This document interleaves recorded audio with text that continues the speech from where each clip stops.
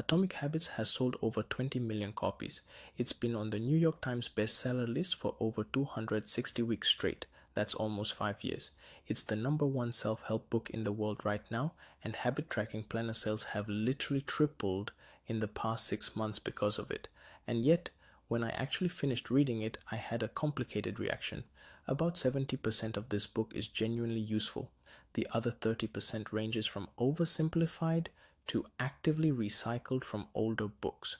So today I'm going to give you the honest breakdown, what works, what's borrowed, and whether you should actually read this 320-page bestseller in 2026. Welcome to Earnings Per Page, where I distill the world's best finance and business books into under 10 minutes. If you want the wisdom without the slog, hit subscribe. Let's get into it.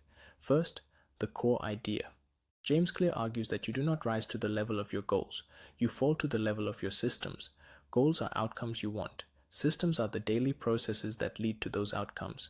Two people can have the same goal. Finish to a 5K, write a book, save money, but only the person with a reliable system actually gets there consistently. The math behind a book is simple but powerful.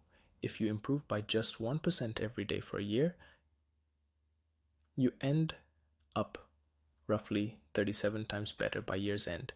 Decline by 1% a day and you approach zero. Tiny changes compounded over time create massive results. Lesson 1. Identity-based habits. Most people try to change their behavior. Clear says change your identity instead. The wrong question is, how do I run a marathon? The right question is, how does a runner think and act? The wrong question is, how do I save more money? The right question is, what would a financially responsible person do right now?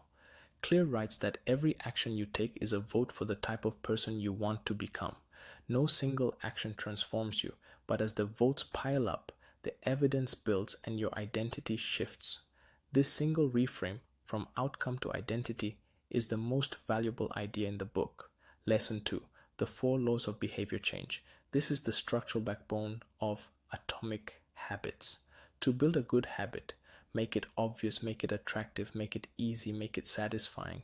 To break a bad habit, invert each law, make it invisible, make it unattractive, make it difficult, make it unsatisfying.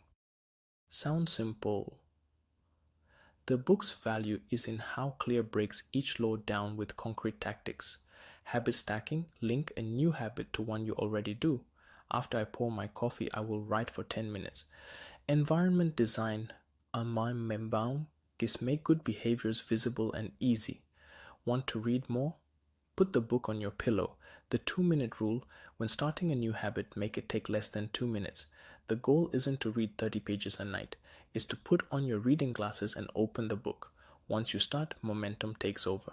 Lesson 3. The plateau of latent potential.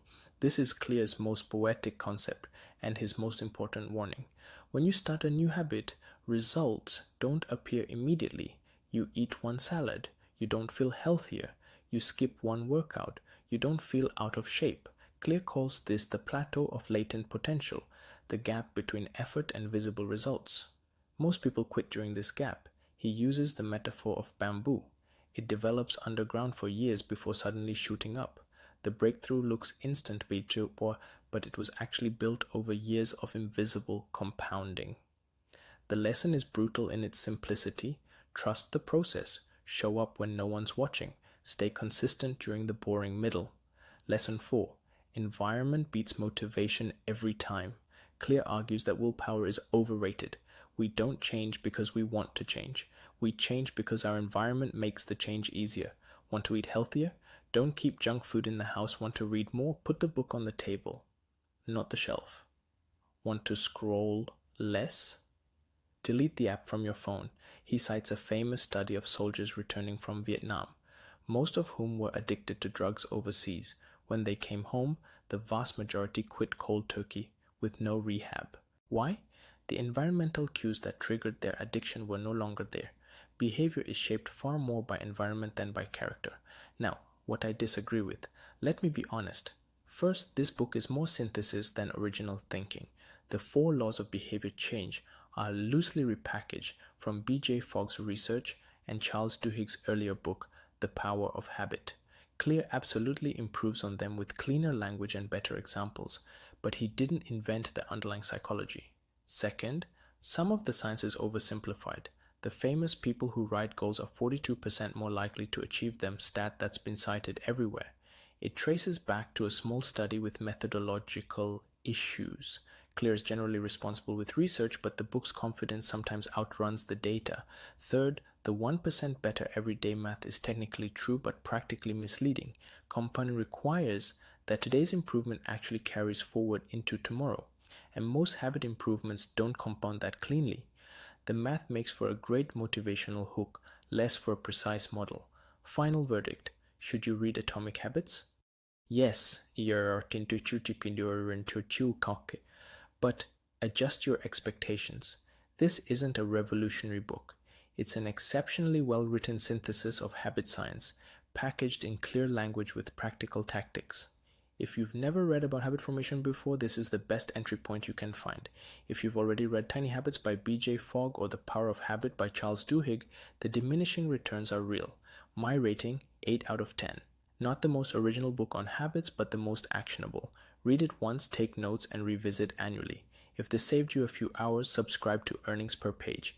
Next week, I'm breaking down Think and Grow Rich by Napoleon Hill, the original self-help book that started this entire genre, and whether its 1937 wisdom still holds up. Drop a comment with which book you want me to cover after that. See you in the next one.